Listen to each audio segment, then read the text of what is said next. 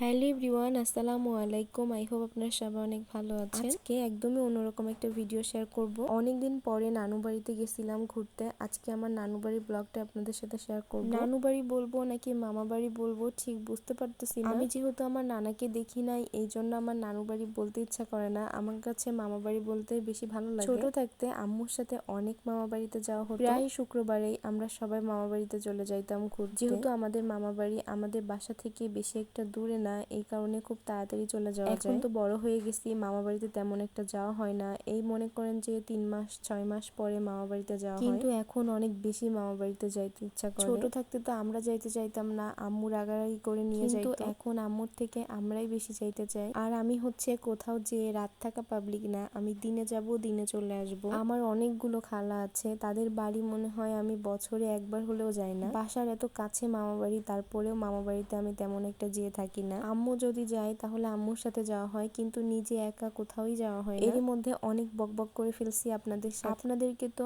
আমার মামা বাড়ি দেখায়ও ফেলছি। আমরা গেছিলামই 12টার দিকে, তারপরে দুপুর হয়ে যায়। আজকে মামি অনেক কিছু রান্না করছিল। আমরা সবাই তারপরে দুপুরের খাবার খাওয়ার জন্য বসে যাই। খাওয়া দাওয়া শেষ করে এই তো রুমে চলে আসছি। মামা বাড়িতে এই মিররটা আমার কাছে খুবই ভালো লাগে। আমি গেলেই এখানে দাঁড়িয়ে দাঁড়িয়ে ছবি তুলি, ভিডিও করি। মিররটা যদি আরেকটু নিচে হতো তাহলে আরো বেশি সুন্দর দেখা যায়। আপনাদের সাথে আমাদের ফ্যামিলির একদম ছোট একটা সদস্যর পরিচয় করাই দেই। ইনি হচ্ছে আমার ছোট মামাতো বোন, যার বয়স মাত্র 1.5 মাস। আমাদের বোনদের মধ্যে ও হচ্ছে একদমই ছোট, মানে সবার থেকে ছোট। কিছু সময় আমরা রেস্ট নেই, তারপরে আমরা ঘুরতে বের হই। মামা বাড়ির এই জায়গাটা হচ্ছে একদম ফেমাস জায়গা। মামা বাড়িতে আসার পরে যে জায়গাতে একবার হলেও আমাদেরকে আসতে হবে, মানে এই রাস্তাটা আমার কাছে অনেক ভালো লাগে। দুই পাশ দিয়ে মাঠ আর মাঝখান দিয়ে হচ্ছে ইটের রাস্তা চলে গেছে। এই মাঠে বিভিন্ন রকমের ফসল লাগানো হয়, মানে যখন যে ফসল হয় তখন সেটা লাগানো হয়। আমার কাছে মনে হয় মামা বাড়ি একটু গ্রামের মধ্যেই হওয়া উচিত, তাহলে বেশি মজা করা যায়। দুইটা ছেলে এই মাঠের মধ্যে ঘুড়ি উড়াচ্ছিল। আমরা ছোটবেলায় যে কত রকমের খেলা খেলছি, কিন্তু এখনকার বাচ্চারা সেগুলা কিছুই খেলে না, শুধু ফোন নিয়ে পড়ে থাকে। আমাদের ছোটবেলার কত রকমের স্মৃতি আছে, তাই না? কিন্তু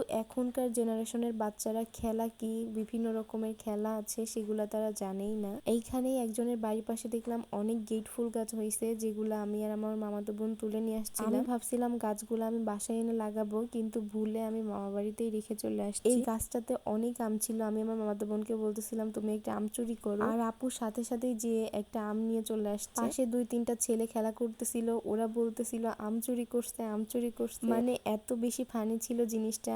আর আপনারা যদি চুরি করা শিখতে চান তাহলে আপুর সাথে যোগাযোগ করতে পারেন। বাসায় এসে দেখি ইনায়া সবার হাত থেকে চুরি নিয়ে নিজে পড়ে বসে আছে। আমরা সবাই বাড়ির সামনে বসে গল্প করতেছিলাম। আমার মামা বাড়ির সামনে অনেকটা জায়গা আছে, এইটা আমাদের ভাষায় হচ্ছে বাই বাড়ি বলা হয়, মানে বাড়ির বাইরে যে জায়গাটা। কয়েক ঘন্টার জন্য মামা বাড়িতে গেছিলাম, এর মধ্যে চলেও আসছি। তারপর ভাবলাম আমরা একটা কোল্ড কফি খেয়ে বাসায় চলে যাই। আজকের মতো ভিডিওটা এই পর্যন্তই। সবাই ভালো থাকবেন, আল্লাহ হাফেজ।